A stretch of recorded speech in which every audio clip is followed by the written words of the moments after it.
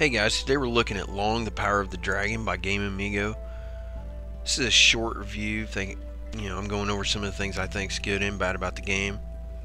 The character creator is not that bad. It's got about 5 of each things to pick from hairstyle, color, face, and details, which is pretty good. I mean, it's not that bad. It's not the worst.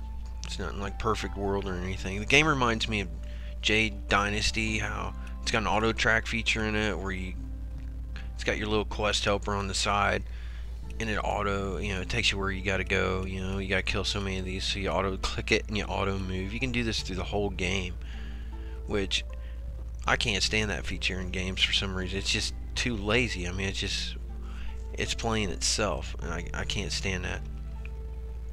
But some people will like that feature.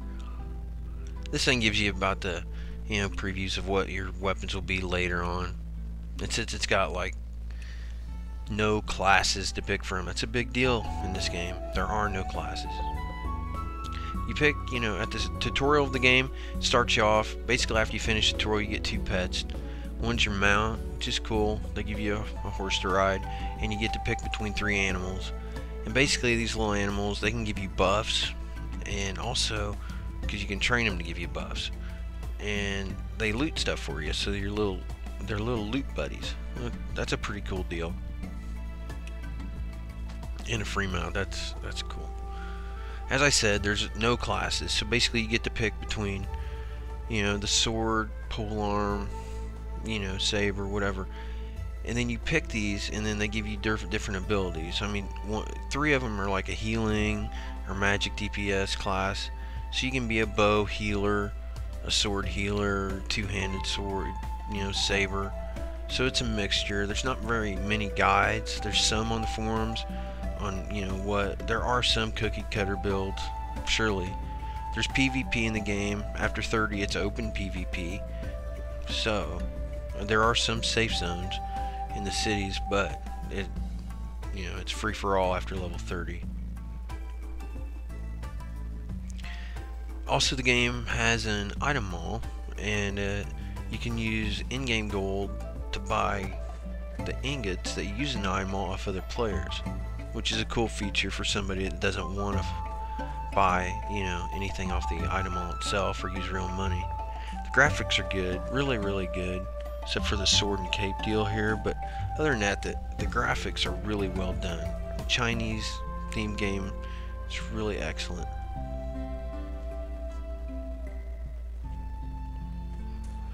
But the gameplay is not on par with the graphics on this game. It is totally mind-numbing, button-pushing attacks and heal with healing items, and that's it.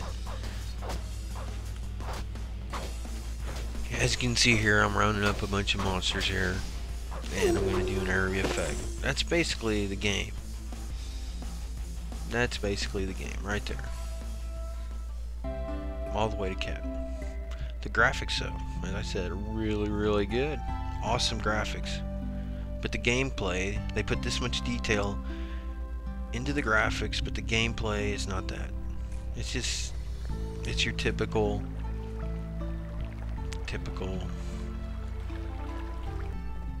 mind-numbing MMO. They give you a horse. Some guys are gonna like this kind of game. I mean, Perfect World and Jade Dynasty, they're all the same types of gameplay. I mean, there's other games that are coming out are going to be just the same. The game does have dungeons, which is pretty cool, but the gameplay, I mean, you can group in the dungeons, and that's fine. There's guilds and clans and stuff you can join, and there is PvP, and the game world is pretty big. The graphics are really decent, though. Just wish the gameplay would have been better. You can reset your skills if you mess up all the way to level 30, but then there's no way to reset your skills at 30. So unless you buy an item mall reset potion, which that's a big letdown. This was the first dungeon in the game. They have teleport stones all over, so you can teleport between town to town for a small fee, and they give you enough money with your quests and items It does have a crafting system, which is pretty solid.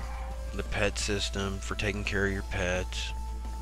You know, all the typical MMO stuff. But the gameplay is boring. In my opinion, it's just not fun. No matter how good it looks, the graphics look and the spell details, it's just... In the town, there is no auction house in this game either, which is, you know, why would they go to all this trouble with the visuals and not put an auction house in? They're individual stalls, player stalls, so you gotta leave your game on to sell stuff, which that's just ridiculous, and it's... Modern games should not even have that feature. Every game should have an auction house.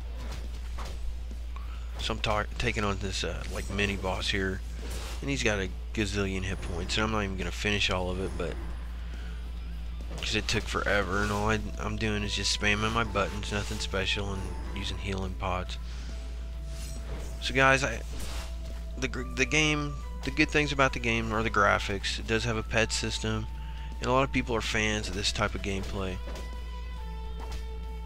The easy, you know, let the game play itself for you kind of deal. But I'm not a big fan of it. Well, thanks for watching. That was my take on Loong, the Power of the Dragon. And remember to like and subscribe. Alright, thanks for watching.